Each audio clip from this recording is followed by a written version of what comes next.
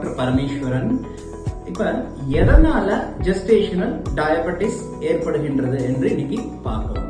பொதுவா கர்ப்ப காலத்துல நம்ம உடம்புல இந்த ஹார்மோன்னால ஏற்படக்கூடிய சுரபிகள் கோளாறுனால இன்சுலின் சுரக்கிறது கம்மி ஆயிருது.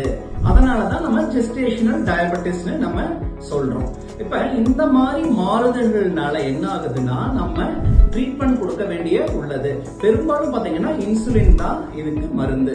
என்னென்ன மாதிரி நோயாளிகளுக்கு இந்த மாதிரியான ஒரு ஜெஸ்டேஷனல் டயபெட்டிஸ் வரலாம் அப்படின்னு பார்க்கும் பொழுது, இருதய நோய் உள்ளவர்களுக்கு, பிபி நோய் உள்ளவர்களுக்கு, உடல் பருமன் அதிகமா இருக்கிறவர்களுக்கு, கர்ப்பகால சர்க்கரை நோய் முன்னாடியே அவங்களுக்கு இருந்தவர்களுக்கு, PCOS சொல்லக்கூடிய சிண்ட்ரோம் உள்ளக்கூடிய நோயாளிகளுக்கும் வரலாம். அப்புறம் ப்ரீ டயபெட்டிஸ் இருக்கிறவங்களுக்கும் இந்த மாதிரி ஜெஸ்டேஷனல் டயபெட்டிஸ் வரலாம்.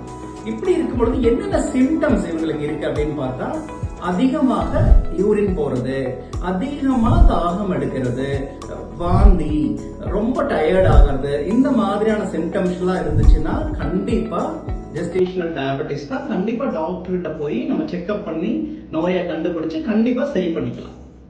நன்றி.